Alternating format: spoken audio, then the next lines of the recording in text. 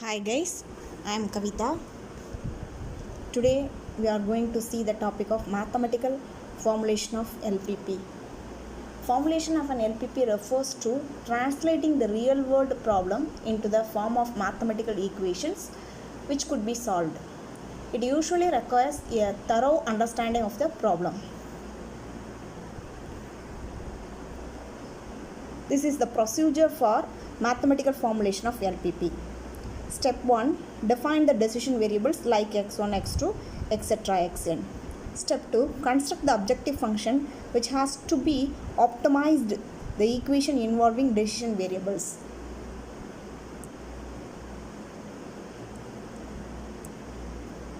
Step 3.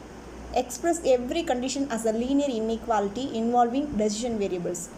Step 4 is state the non-negativity condition and hence express the given problem as a mathematical problem.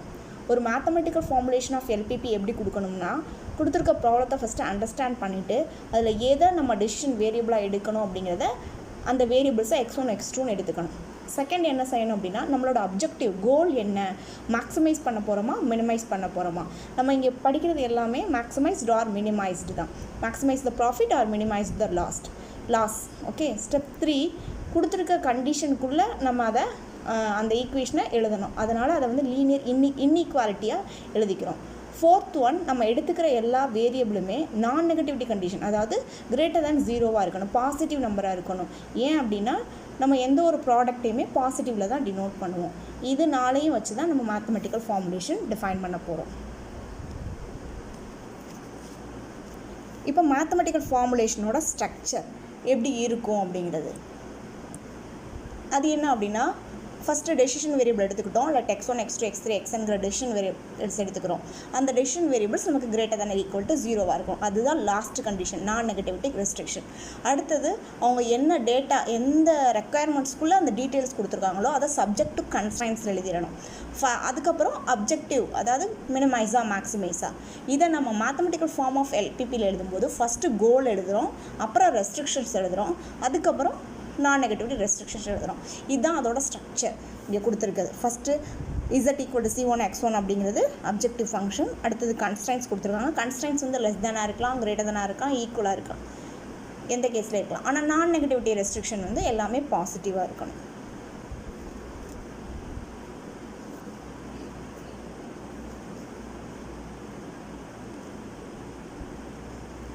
இதில் இங்கே first அந்த ப்ராக்கெட்டில் அந்த mathematical form of எல்பிபியில் கொடுத்துருந்த ஃபஸ்ட் ஈக்குவேஷன் வந்து அப்ஜெக்டிவ் ஃபங்க்ஷன், செகண்ட் ஈக்குவேஷன்ஸ் எல்லாம் constraints, third one non negativity. ஒரு எக்ஸாம்பிள் ப்ராப்ளம் பார்ப்போம்.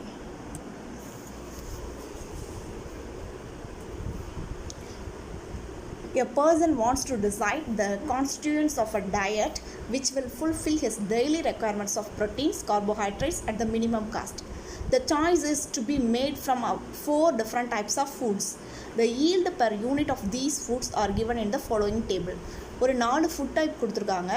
3 ஃபுட் டைப் கொடுத்துருக்காங்க. ப்ரோட்டீனு, ஃபேட்டு, 4 ஃபுட் டைப்பில் என்னென்ன இருக்குதுன்னு கொடுத்துருக்காங்க. Protein, fat, carbohydrates. அதில் ஃபஸ்ட்டு ஃபுட் டைப்புக்கு காஸ்ட் பர் யூனிட் வந்து 45, செகண்ட் ஃபுட் டைப்புக்கு வந்து 40, தேர்ட் ஃபுட் டைப்புக்கு 85, ஃபோர்த் ஒனுக்கு 65. இதில் ப்ரோட்டீன்ஸ் வந்து மினிமம் ரெக்குயர்மெண்ட் என்ன வேணும்னா ஃபஸ்ட்டு ஃபுட் டைப்புக்கு 3 வேணும், செகண்ட் டைப்புக்கு 4, அந்த டீட்டெயில்ஸ் கொடுத்துருக்காங்க. அடுத்தது மினிமம் ரெக்குயர்மெண்ட் பார்த்தீங்க அப்படின்னா ஒரு நாளைக்கு தேவையான மினிமம் ப்ரோட்டீன்ஸ் வந்து 800, ஃபேட் வந்து 200, கார்போஹைட்ரேட்ஸ் வந்து 700, காஸ்ட் பர் யூனிட் அது நமக்கு கொடுத்துருக்காங்க. இப்போ இது ஃபார்முலேட்டர் இதோட லீனியர் ப்ரோக்ராம் மாடலை வந்து நம்ம மேத்தமெட்டிக்கல் ஃபார்முலேஷனுக்கு மாற்றணும். இப்படி கொடுத்துருக்க டேட்டாவை நம்ம அப்படி மாற்றணும்.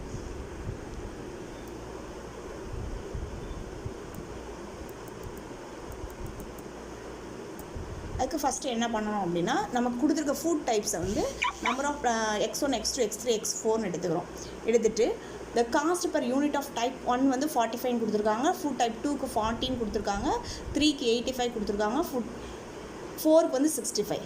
இதோட காஸ்ட்டை வந்து காஸ்ட்டுன்னு வந்துருச்சு. நம்ம இது வந்து செலவு பண்ணி இது பண்ணுறது, அதனால் இதை வந்து மினிமைஸ் பண்ணணும் இந்த காஸ்ட்டை. அப்போ z equal to 45x1, 40x2, 85x3, 65x4. Objective function என்னன்னு சொன்னேன், மினிமைஸ் சொன்னேன். அதனால் minimise z equal to x1 x2 x3 x4 45 x1 40 x2 85 x3 65 x4 போட்டாச்சு. இப்போ since the number of units of food types cannot be negative, கண்டிப்பாக food types நெகட்டிவாக இருக்குது. அதனால் நம்ம எடுத்துக்கிட்ட வேரியபிள் எல்லாமே greater than or equal to 0.